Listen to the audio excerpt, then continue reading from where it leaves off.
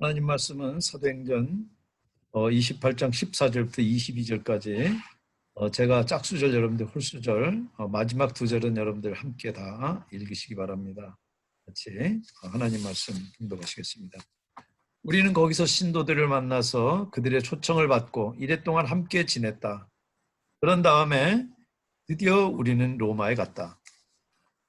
거기 신도들이 우리 소식을 듣고서 아비오 강장과 필리스 사베르네까지 맞으러 오니 바울이 그들을 보고 하나님께 감사하고 온유한 마음을 얻으니라. 로마에 들어갔을 때 바울은 그를 지키는 병사 한 사람과 함께 따로 지내도 된다는 허락을 받았다. 사흘 뒤에 바울이 그곳 유대인 지도자들을 불러 모았다. 그들이 모였을 때 바울은 이렇게 말하였다. 좋고 여러분, 나는 우리 교회와 조상들이 전에 속을 지키기를 하려고 있습니다. 그런데 나를 사람의 손에 넘겨졌습니다. 로마 사람은 나를 신문하여 보았으나 사형에 처할 만한 아무런 근거가 없으므로 나를 놓아주려고 하였습니다. 그러나 유대 사람이 반대하는 바람에 하는 수 없이 내가 그에게 상소한 것입니다. 나는 절대로 너희를 고발하려는 것이 아니었습니다. 이런 까닭으로 나는 여러분을 뵙고 말씀드리려고 여러분을 오시라고 청한 것입니다. 내가 이렇게 쇠사슬에 매여 있는 것은 이스라엘의 소망 때문입니다. 그들이 바울에게 말하였다. 우리는 아직 유대로부터 당신에 관한 편지를 받은 적도 없고 동굴로 바울에서 아무도 여기에 와서 당신에 대해 함께 말하거나 오늘 낸 일이 없습니다. 네, 나머지 다 읽어주시기 바랍니다. 우리는 당신에게서 당신의 생각을 들어보고 싶습니다.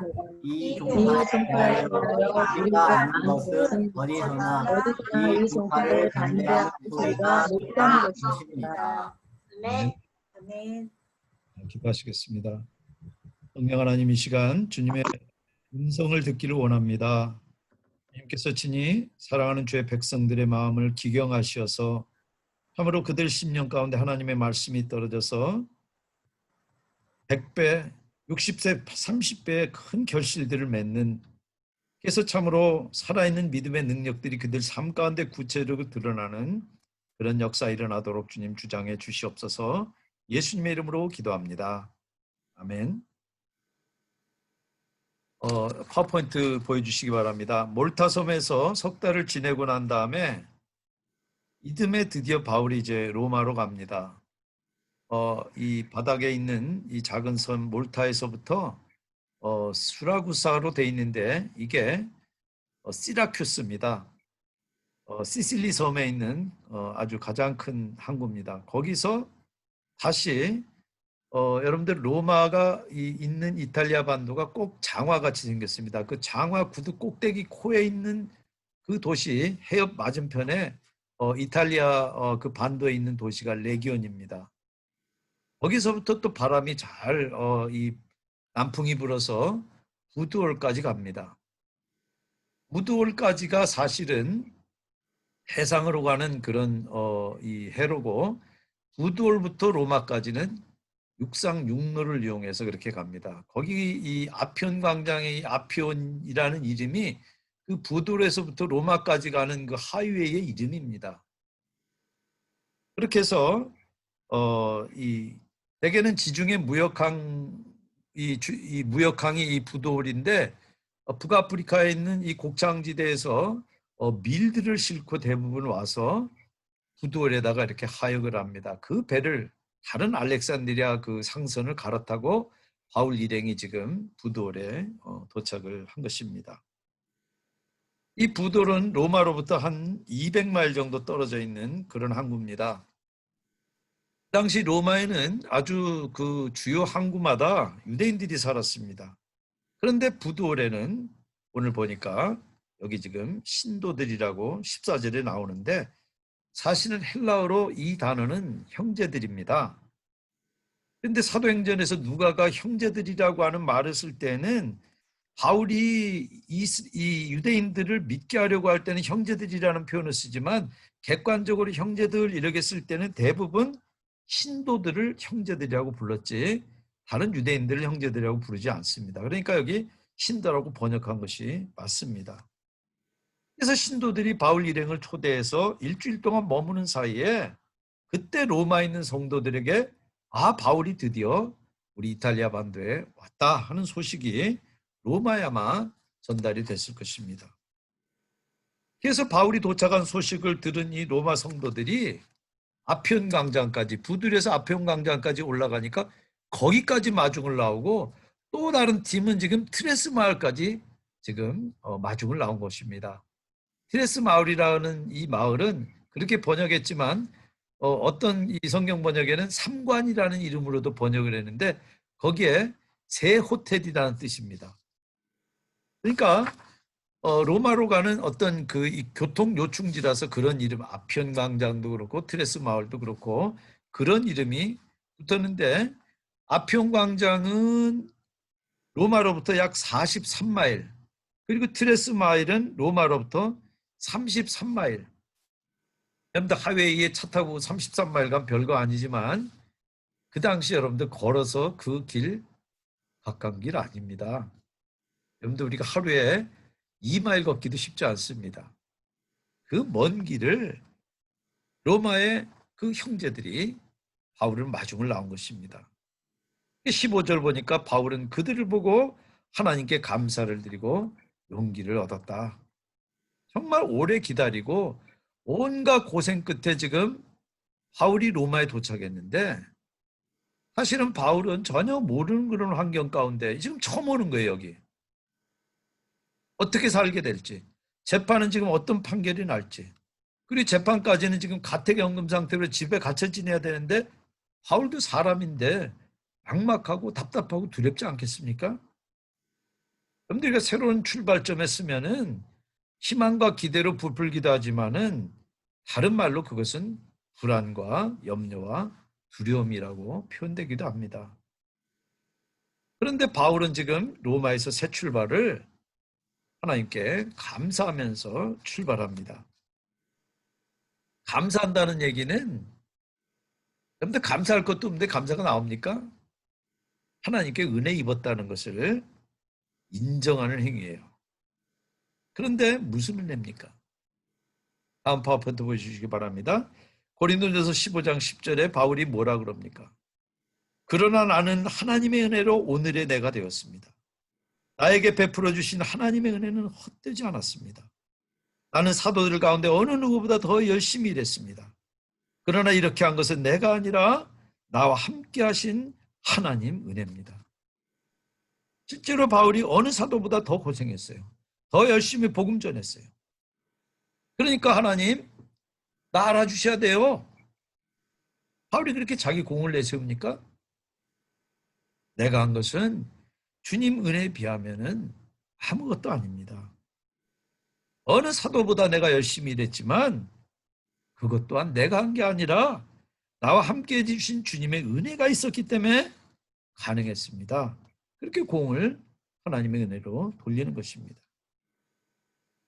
그런데 절대 빈말이 아닙니다. 사도 바울이 교회를 핍박하고 성도들을 붙잡아 가두던 사람이에요. 그런데 지금 주님의 은혜로 예수 믿는 사람이 됐어요. 거기다가 이방인의 사도까지 돼서 3번의 그 선교를 통해서 수많은 교회를 세우고 수많은 사람들의 복음을 전하는 나의 나된 것은 다 하나님의 은혜라. 그렇게 고백을 하는 것입니다. 지난 주일 저녁에 우리 성경 공부하는 가운데 어느 권사님이 아주 짧은 간증을 하셨습니다. 정말 어렵고 힘든 시간 안타깝게 곁에서 기도하고 그렇게 기다렸는데 지금 나의 나된 것은 다 하나님의 은혜입니다. 그렇게 간증하신 것입니다. 여러분도 나의 나된 것은 다 하나님의 은혜라 고백할 수 있으시기 바랍니다. 바울은 16절에 로마에 온 것을 감사합니다. 로마에 온 것도 한번 생각해 보세요. 바울 힘으로 왔습니까? 물론 바울이 이 선원들을 격려하고 배 탄 사람들더러 여기 지금 기운을 내고 소망을 갖고 먹어야 됩니다. 그렇게 먹고 기운을 냈기 때문에 물에 빠져가지고도 죽지 않고 몰타 섬에 다 살아났어요. 그럼 바울이 광풍을 가라앉혔습니까? 광풍에 죽을 수밖에 없었는데 주님의 은혜로 도착한 것이지 바울의 공이 아니에요.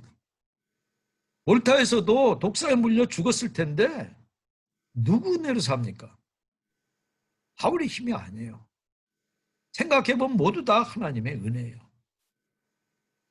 물론 바울도 수고했어요. 그러나 그 모든 수고가 다 하나님의 은혜 때문에 가능하다. 이게 깨달아지니까 감사가 나오는 것입니다. 정말 역경과 고난 가운데 자기 힘으로는 어쩔 수 없는 상황 가운데 보호해 주신 그 은혜가 깨달아지니까 감사가 나오는 것입니다. 사랑하는 여러분, 지금 역경과 고난 가운데 계십니까?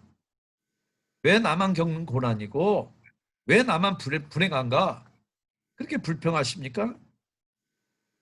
여러분들 역경과 고난을 통해서 인도하시는 하나님 은혜를 깨닫고 그 은혜에 감사하시기 바랍니다. 여러분들 thank라고 하는 단어는 동사입니다. 형용사가 아닙니다. 물론 감사한 느낌이 들어서 감사할 수도 있어요. 그러나 결국 감사라고 하는 것은 느낌이 아니라 내 의지를 움직여서 표현하는 행동이에요. 그래서 동사예요. 바울은 또한 지금 먼 길까지 반갑게 맞아준 로마 성도들 때문에 용기를 얻습니다. 바울이 3년 전에 편지를 보내긴 했지만 한 번도 만난 적이 없는 사람들이에요. 그런데도 그 먼 길을 달려나와서 마중을 한 것입니다. 근데 바울은 지금 재판받아야 되는 사람들이에요. 지금 로마 군인들이 바울 호송하는 것이지 바울을 지금 앞에 바울이 끌고 가는 거 아니에요. 어울려서 좋을 것 없는 사람입니다. 그런데 그런 바울을 피고가 아니라 개선장군과 왕으로 여기기 때문에 지금 환대하면서 마중 나온 것입니다. 여러분들 우리가 서로가 서로를 만날 때 소 닭 보듯 할 수 있습니다. 무관심하게 보는 둥 마는 둥 할 수 있어요. 왜 그런 줄 아십니까? 이 사람 나한테 손해가 될지 이익이 될지 따지기 때문에 그러는 거예요. 로마 성도들에게 바울은 주님이 보낸 사람이에요. 그러니까 손익 따지지 않고 왕과 개선장군처럼 최고의 예우로 맞는 거예요. 그런데 로마의 첫 발을 디딘 바울이 거기서도 믿음을 지키고 있는 성도들 그리고 복음 전도자를 환대하는 그 따뜻한 공동체로 인해서 용기를 얻고 그리고 로마에서 새로운 일에 지금 몰두할 수 있는 것입니다. 그런데 이런 만남에 이런 공동체에 감사하지 않을 수 있습니까? 로마까지 인도하신 것도 감사한데 이런 귀한 만남 그리고 이런 귀한 공동체를 여기 마치 내가 그냥 산책하는데 이름 모를 그 아름다운 풀이 내 마음을 위로하는 것처럼 그렇게 마음속 깊은 곳으로부터 바울이 감사와 함께 용기가 솟은 것입니다. 여러분들과 격려해서 지내면서 현장 예배를 드릴 수 없는 지금 만남의 은혜가 얼마나 귀한지 우리가 새삼 깨닫지 않습니까? 그런데 우리가 그 만남의 은혜에 감사하려면 우리가 만나는 사람을 귀히 여기고 진솔하게 대해야 됩니다. 손익 따져가지고 손해될 것 같으면 멀리하고 무시하고 이익될 것 같으면 가까이 하는 것은 성도들의 만남이 아니에요. 서로를 귀히 여기고 진솔하게 진중하게 대해야 되는 것입니다. 근데 그것은 가정에서부터 시작하는 거예요.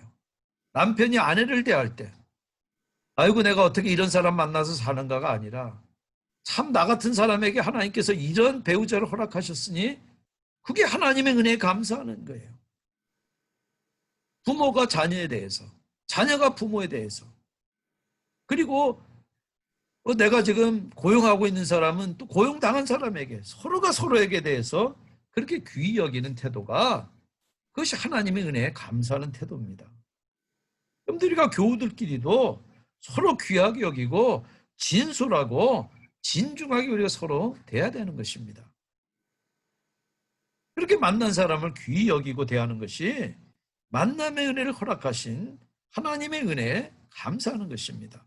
누구를 만나든 그 만남의 은혜를 허락하신 주님 대하듯이 그렇게 귀하게 여기고 진솔하게 진중하게 서로를 대하십시다. 감사에는 두 가지 장점이 있습니다. 감사는 두려움을 내쫓습니다. 파워포인트 그 다음 건 요한일서 4장 18절에 사랑 안에 두려움이 없고 온전한 사랑이 두려움을 내쫓나니. 여러분들 주님을 향한 사랑이 두려움을 내쫓듯이 주님 때문에 감사할 때 그리고 주님이 허락하신 내 이 만나는 이 만남 때문에 감사할 때 두려움을 내쫓는 거예요. 빛이 어려움을 몰아내듯이 감사가 바로 두려움을 몰아냅니다. 그리고 감사하면은 거만할 수 없어요. 내가 잘나서 이루어진 일이라고 생각하지 않고 하나님 은혜다고 생각하는데 어떻게 내가 감사하지 않을 수 있습니까? 그리고 어떻게 내가 거만할 수 있습니까? 정말 삶이 허락하는 그런 작은 선물에도 기뻐하고 감사할 때 두려움 대신에 우리 마음 가운데 우리들의 이 잠잠한 마음 가운데 용기가 채우게 되는 것입니다. 지금 갇혀서 지낼 것도 두렵지 않고 황제 앞에 내가 재판받을 것도 두렵지 않고 복음을 위해서 내가 무릅쓰게 될 어떤 어려움도 어떤 위협도 두려워하지 않게 되는 것입니다. 감사가 용기를 만들어내는 것입니다. 하나님의 인도하심에 그 은혜에 감사할 때 그리고 만남의 은혜에 감사할 때 거기서 용기를 얻는 이유인 것입니다. 바울은 로마에서 가택연금 상태로 지냅니다. 군인 한 명이 곁에서 늘 지키지만은 정해진 공간을 벗어나지 않는 한에는 누구나 자유스럽게 만날 수 있습니다. 그래서 17절에 사흘 후에 아직 여독이 풀리지도 않았을 텐데 로마에 사는 유대 지도자들을 불러 모읍니다. 로마 제국 여러 도시마다 유대인들 회당이 있는 도시는 회당을 중심으로 디아스포라 유대인 공동체가 형성됩니다. 로마인들 가운데 유대교로 개종하는 사람이 있을 정도로 로마에 바울이 도착한 이게 AD 62년으로 봅니다. 그때만 해도 회당은 로마 정부로부터 유대인들의 공식적인 종교기관으로 인정을 받고 있었어요. 바로 그런 회당을 중심으로 초창기 기독교는 복음을 전했습니다. 그 유대 지도자들에게 바울이 변론을 해요. 변증을 해요. 자기를 왕과 지금 개선 장군처럼 맞아준 그 성도들도 로마에 있는데 그 사람들하고만 어울려가지고 그 사람들에게서만 지금 함께 공동체를 이루지 않아요. 여전히 로마에 와서도 동족 유대인들을 향해서 복음을 전하기 원합니다. 물론 로마 성도들과도 교제하면서 복음 가르칠 기회가 있으면 열심히 가르쳤을 거예요. 그러나 유대주의자들부터 만납니다. 거의 예외 없이 유대인들에게 박해받고 역설과 돌팔배질로 거의 죽을 뻔한 게 지금 몇 번입니까?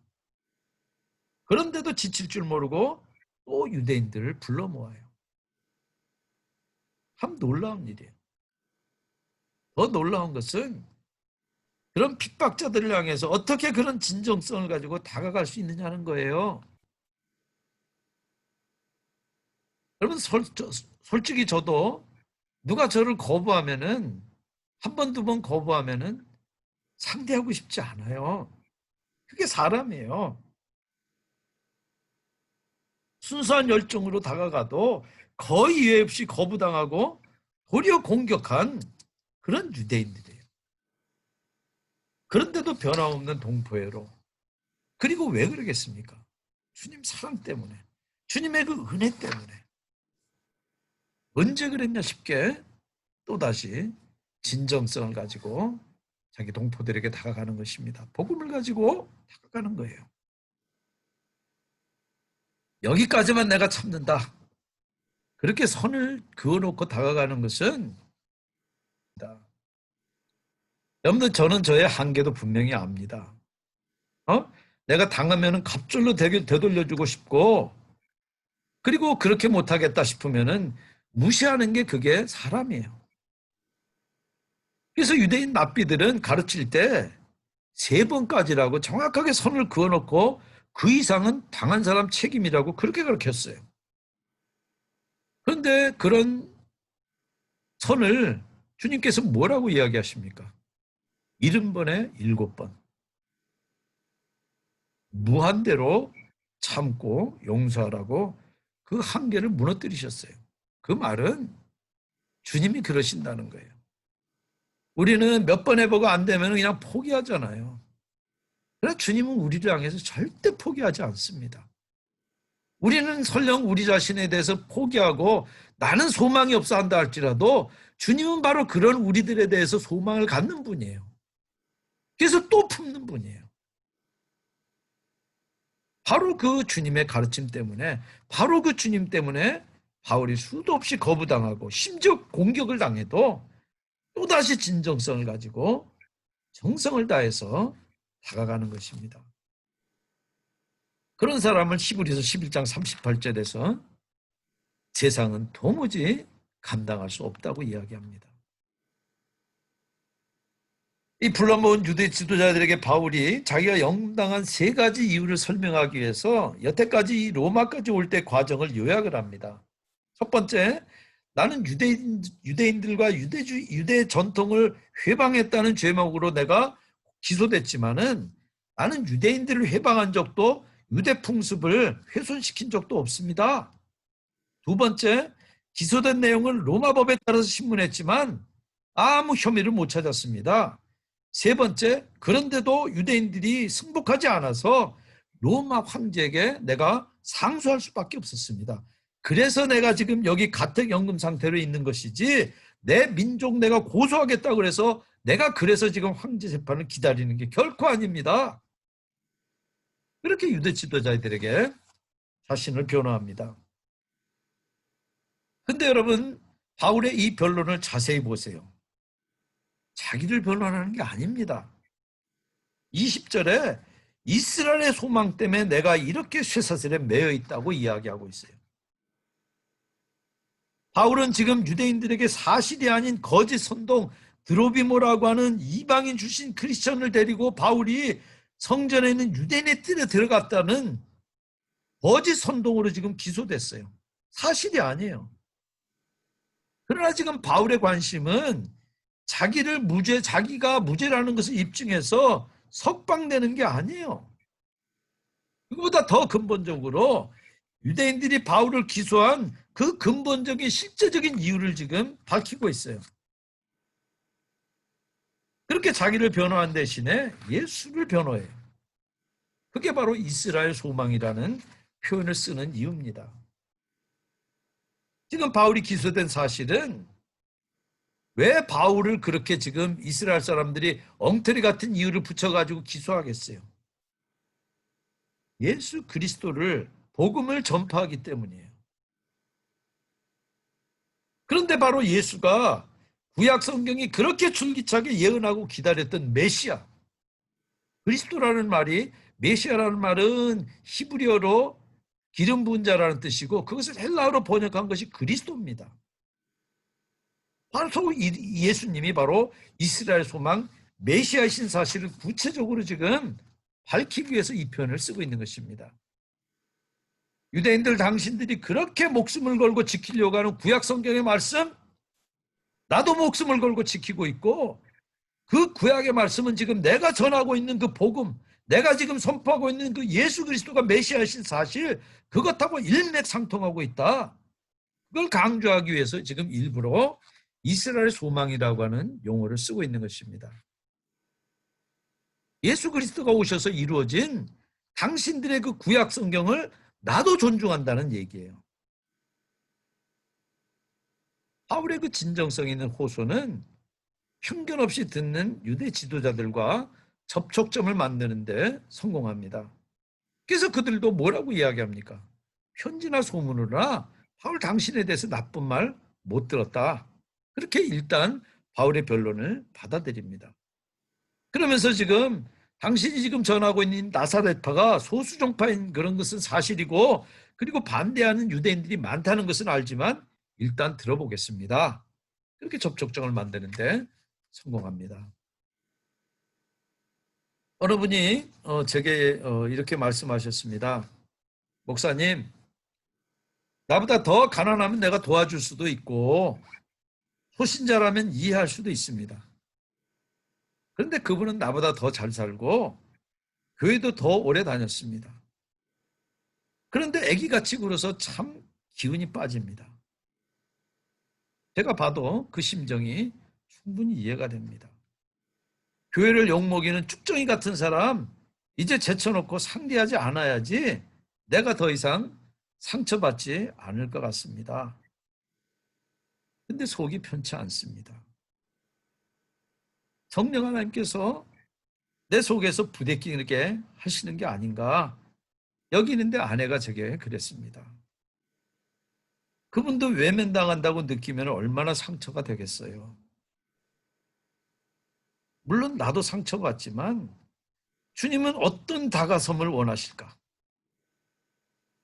혹시 그분이 바로 내가 품고 참아야 될 그 원수는 아닐까? 원수를 사랑하라는 주님의 말씀은 권면이 아니라 준엄한 명령인데, 그렇다면 힘들어도 그 명령을 따라야 하지 않을까? 그래서 목사님 그렇게 해보려고 합니다. 기도해 주십시오. 또 목사님 설교 10편 듣는 것보다도 생생한 간증을 듣고 얼마나 마음이 기뻤는지 모릅니다. 사랑하는 교회 여러분, 이스라엘 소망은 자기 한계를 뛰어넘는 진정성을 통하지 않고는 전달될 수 없는 그런 메시지예요. 그래서 그분은 힘들지만 자기를 뛰어넘어 보려고 하는 거예요. 그래서 적어도 진정성을 가지고 내가 접촉점을 만들어 가려고 하는 분이에요. 그러면 그 다음부터는 주님이 하시는 거예요. 내가 끝을 보려고 하니까 하다가 마는 거예요. 여러분도 바울들처럼 지금 초지일관 주님을 향한 사랑, 그리고 정말 이웃을 향한 진정성을 회복하시기 바랍니다. 그럼 현대 기독교가 잃어버린 것이 바로 그거예요. 그냥 흉내만 내다 말아요. 그런데 우리도 내 억울함 푸는 게 목적입니까? 아니에요. 그런데 우리도 이스라엘의 소망 때문에 살지 않습니까? 다시 오실 주님 우리가 기다리지 않습니까? 그래서 우리가 힘들어도, 나는 내가 이 장벽을 극복할 수 없을지라도 그래도 주님의 능력을 믿고 의지하면 주님은 분명히 여러분에게 없는, 그리고 여러분을 뛰어넘는 진정성을 여러분 안에서 지어내시고 그 진정성을 통해서 지금도 주님의 선한 도구로 쓰실 것입니다. 그런 은혜가 여러분들 가운데 넘치시기를 주님의 이름으로 축원드립니다.